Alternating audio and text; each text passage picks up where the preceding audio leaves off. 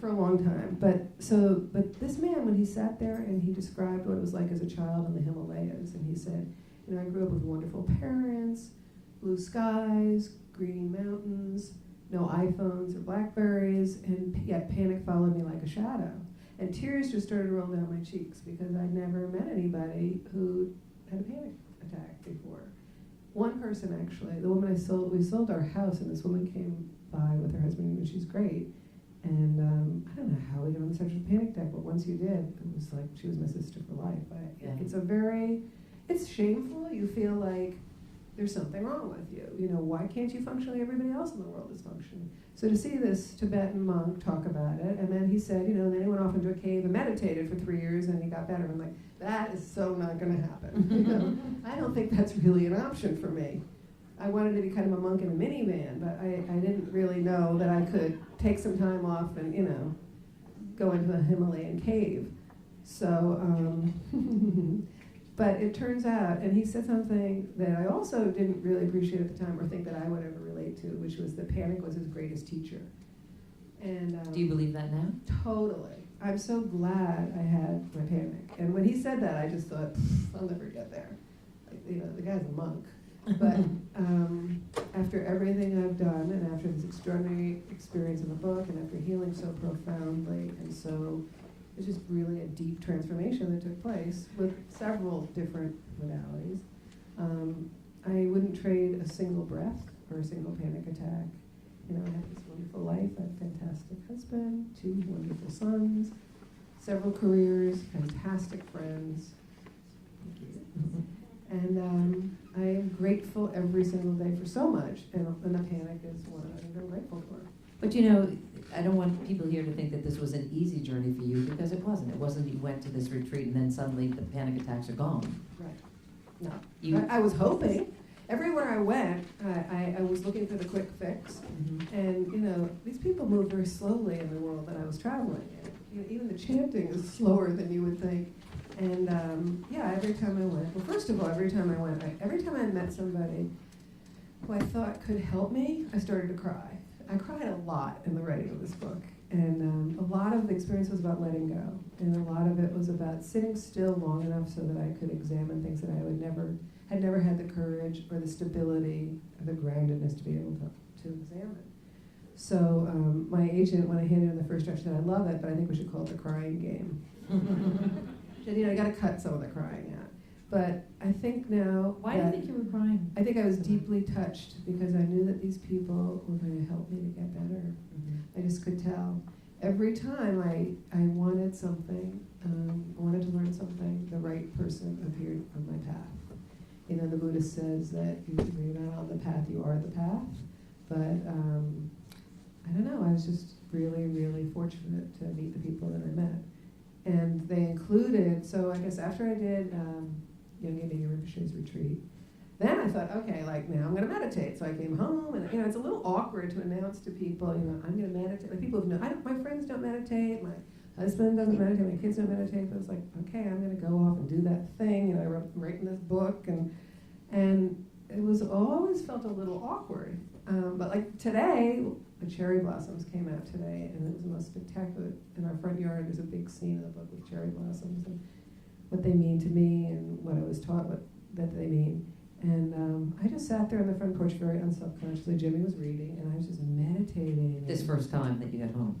No, this was today. Oh, today? Okay. Yeah. Cherry blossoms come back, once a year. And when they come, it's just this holy experience. It's like a cathedral opens up. There's only 2 trees that really bloom in our front yard. But anyway, so I came home from this retreat, and the cherry blossoms were in bloom, and I thought, oh, this is a cinch. And then I'd read, that sometimes you can meditate on deep emotions. So then I went right to, my mother dying a slow death of Alzheimer's. And that didn't work out so well. Then I just got completely panicky, and I screamed at my son, and I got in a fight, and then I was not proud of it, but I was sobbing on the floor of the bathroom in the basement, and Max, the people love my children in the book because they are really wonderful human beings, but Max came downstairs, and, he just patted me on the head and said, I'm sorry. He, had said something that upset me. So I go upstairs in the den, and my sons and Jimmy are watching the Yankees. The Yankees keep floating through the book. Like, I'm, meeting all of these healers and mystics, and And they're watching the and Yankees. they're watching the Yankees. And I said, I was sort of sitting there, like, stunned. Okay, so this isn't working very well, this meditate on. Well, did you start to think maybe this is just mumbo jumbo and this is not going to work for me? Or? Yes, and I Yeah. thought, like, I'm a complete failure. And so Max said to me, I said, like, what do I do now? He said, I think you need to do something that makes you happy. Do something joyful. And I went, well, what's that? He said, I can't tell you. I play basketball, I go to the gym, like, you have to find your own. And Jack piped up, do you want to go to the theater? They hate to go to the theater, but they thought that would stop me from crying.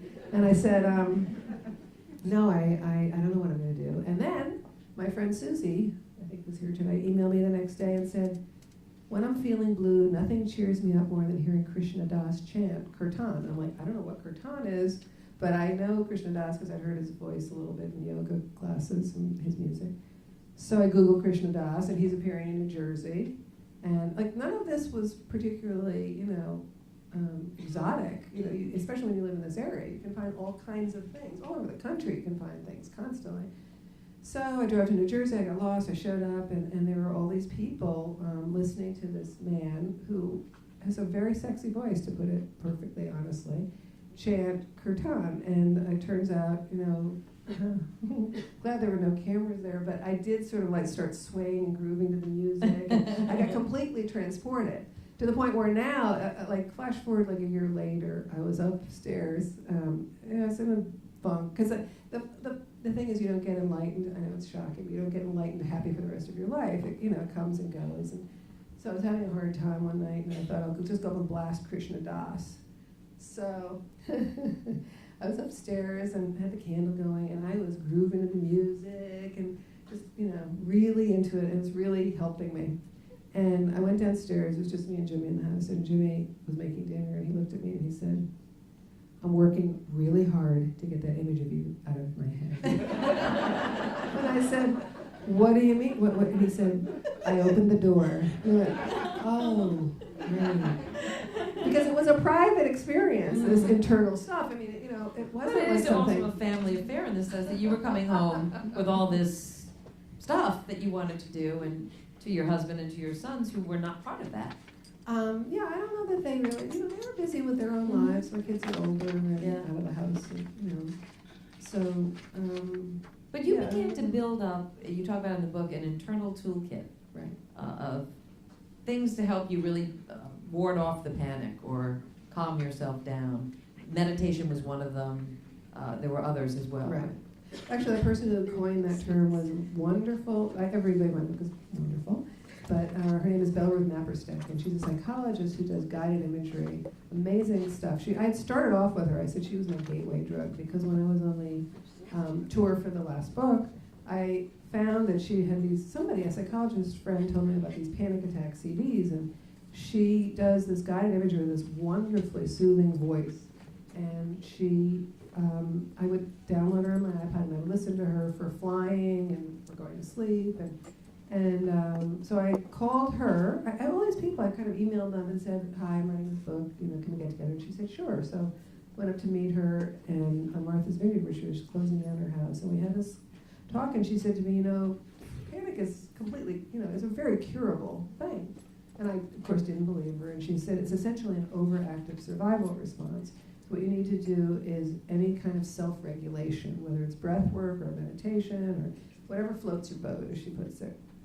And she works with the Pentagon, she works with troops in Afghanistan. She had this indestructible MP3 player that they brought with them literally in Afghanistan and Iraq, and they would listen to her guided imagery, people who didn't want to sit and talk about their feelings, but it's very helpful for PTSD and trauma.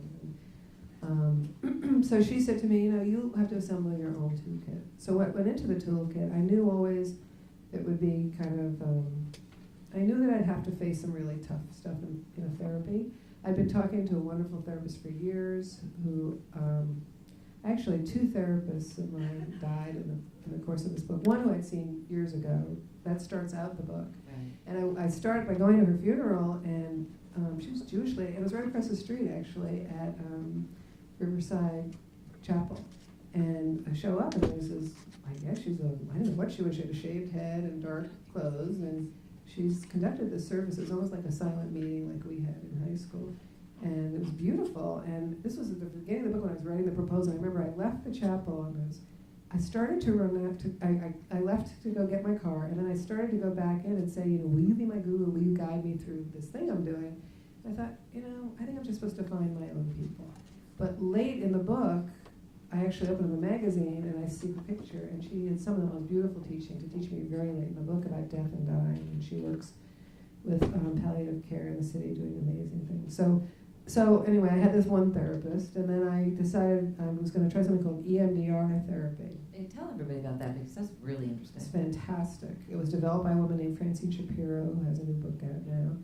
And it stands for eye movement desensitization and reprocessing. So what it is it the theory. What I did, you can do it through flashing lights or sounds or tapping, and I did it through the lights.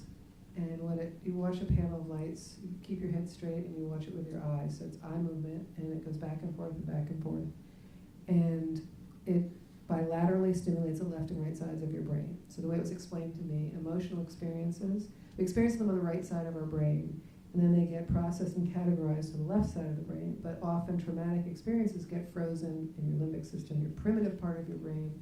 And there's something about this stimulation that you do it unbidden. I mean, my therapist, who's a few blocks away from here, Gina Colelli, who's a fantastic therapist, she holds a space for you. She said your brain knows where it goes in order to heal. I kept thinking, like, what if I have some horrible trauma that I didn't even know about that's going to come up, And it didn't, but we set targets for things that were specific. And one of the things, so she's the first day I went to see her, she said, give me the 10 most disturbing experiences of your life, which is like, I went home and I just lay on my porch for 3 hours afterwards.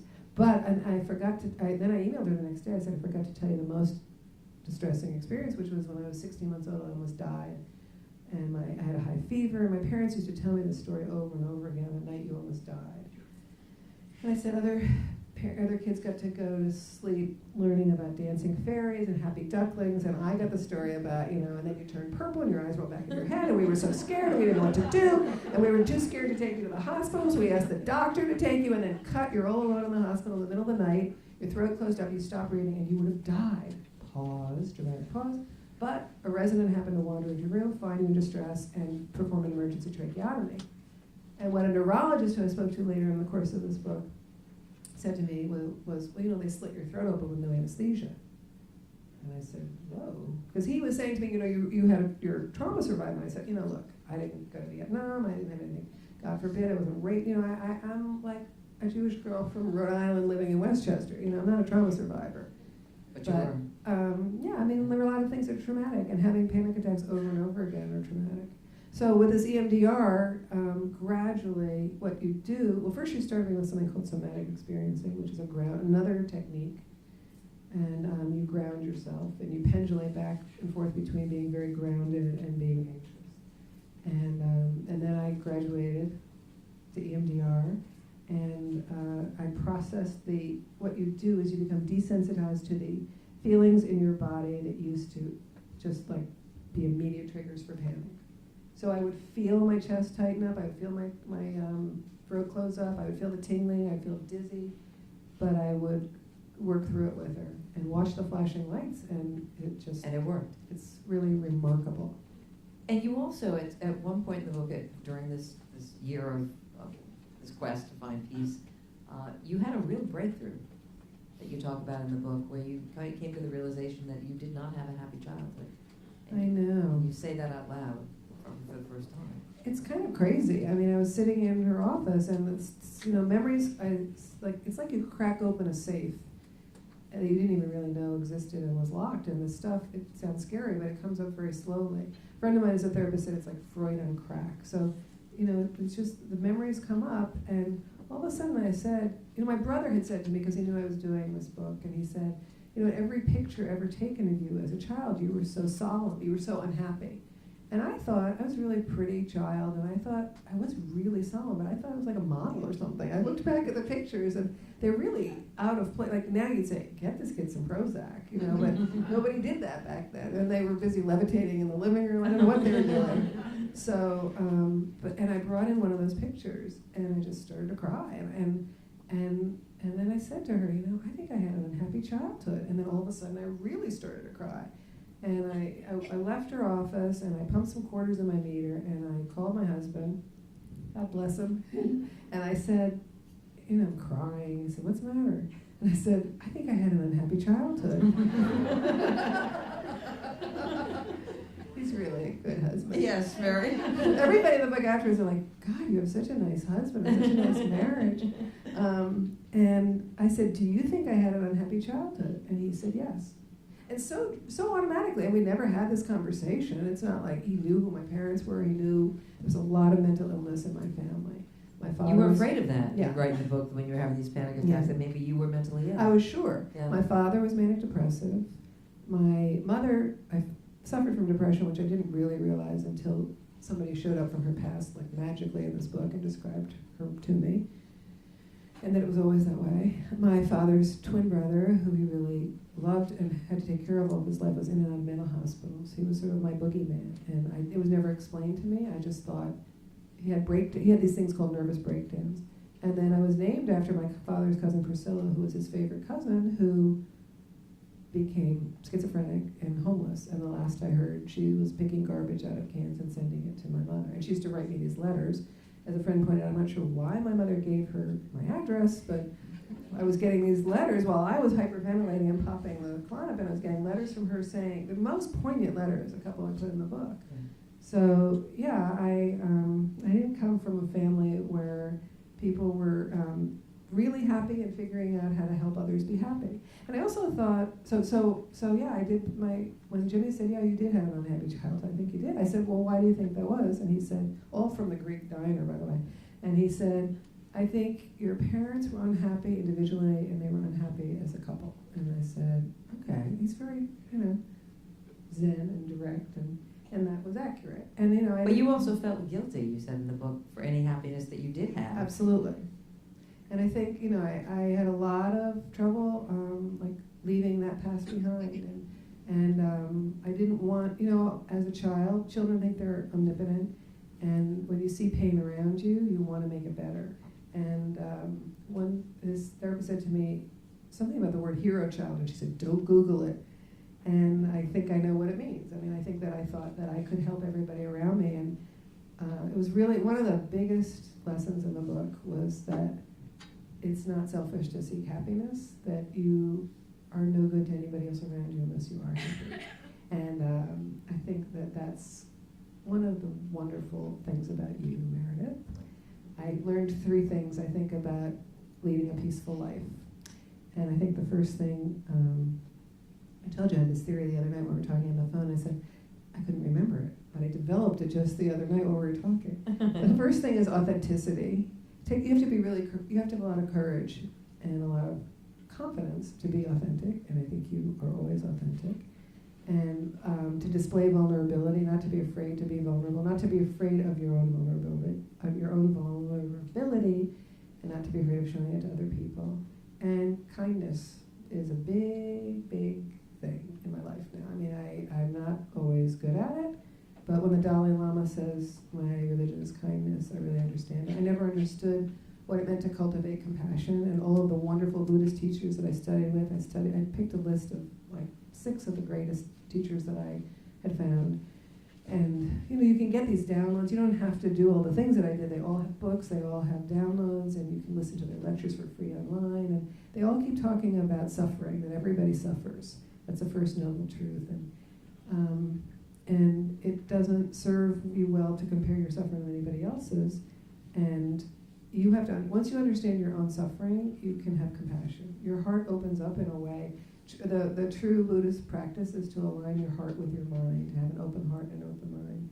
And you have to be vulnerable in order to do that. Did you ever figure, you haven't had a panic attack in how long?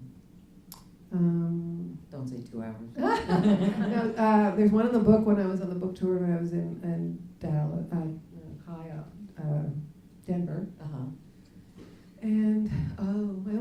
the end of the book when somebody very close to me dies suddenly in a tragic accident, and I could feel my heart, I could feel my lungs quivering, And what did you do in that moment? What did you, I told myself, "You're gonna be okay." And that was one thing that this EMDR therapist, Gina, had helped me to do. She said, just tell your body parts, we're okay, we can handle this, I'm good, we can handle this. And when you learn these grounding exercises, they really do help you to desensitize. If I tried to hyperventilate now, I don't think I could, because literally my lungs have been just sort of calmed down. I can find plenty of other things to be neurotic about, but and it's not like I am anti-medication. I take Klonopin once in a while. But no, I am a panic-free person, and I never thought I would say that. the best thing that came out of all this, because you said you would, if you had it to do over again, you would live with those attacks just the way you were before. I would. I'm afraid they aged me a little bit, and but we're always learning. I've just had bronchitis for 6 weeks, and lying in bed, unable to breathe, I thought, oh, this is a little ironic. You literally, I'm like pumping steroids into my lungs, which I didn't really like, and it's a constant. We're always learning. This wonderful two people, my EMDR therapist and this wonderful Hasidic rabbi who I met, both said the same thing, and they said, the secret to life is this, and they sort of up and down with their, and you're kind of like, okay, what does that mean? But he said, there's resolution, there's conflict, there's anxiety, there's sadness, but you just, you dip and you go on. And most people, I was sort of spiking high and low and, banging my head against the roof of the bus all the time. But now there's a wonderful saying, you can't stop the waves, but you can learn to surf. So I'm a surfer, and sometimes I get clobbered in the head with my surfboard. Sometimes I, go underwater, but I'm not lying on the shore waiting for a wave to kill me. I want to open up to the audience because I know people have questions, but two more quickly. One thing that surprised me in the book was when you said well into the year of this journey of yours that you didn't want to let go of the panic. You were afraid to let go of it, which I found, the whole point of this was to let go of it, but you reached a point where you were afraid of what would happen to you if you did. Right. Well, it had defined me. It was sort of an exotic excuse for being unhappy. It made me colorful. And it was my past. It was all that I knew, And I thought, oh my God, now I'm just going to be a serious monk, for God's sake. I was afraid I would lose my sense of humor. I'm sure I talked to you about this, I just thought, who am I without my panic? I'm just another, slightly overweight, middle-aged woman with a craving for chocolate. It's not going to be a book. I'm so calm now that I sort of, I don't know, I read the, I'm So reading who the are book a you little now bit. without the panic? I don't know. Do you know? I don't know. You know me. Well, I thought I knew you until I read the book. I had no idea. I Well, mean, did you see me I always change? thought you were authentic. I always, when you talk about finding inner peace, I always thought you were kind. All of those things. Because I was with you, because you were all of those things. How could I not be? I always loved seeing you, and I always loved But I being saw you in with a lot of different situations, so I didn't, but then again, I didn't know that you had the flask, I didn't know that you were taking the pill. There was a lot of stuff I didn't know, including what you were the suffering you were going through, Right. which was very real and tangible. And this book is so personal, Priscilla. It's one thing to go on this journey, it's another thing to share it with folks the way that you have. Why did you decide that that's what you wanted to do? I didn't really. That was kind of at the end. I went, oh my God, now I wrote this book, and now it's out there for people to read. It was a very selfish endeavor. I wanted to heal. I wanted to get better. I had this kooky idea that there were various therapies and treatments out there that I could try, and that I thought it was attainable. And I think maybe coming from such a slightly wacky, unorthodox family, I knew that I could do it. My parents, what they did give me is they never taught you to live life a certain way. They always, they went down a lot of different paths. And I was really happy to keep finding these paths and these turns. I do want to open up if there's anybody who'd like to ask Priscilla a question, or you're going through something like this, or curious. Why don't we start right here? Oh wait, we're bringing you a mic, I'm sorry. First of all, I want to say bravo. It's an incredible. Thank you. an incredible transition.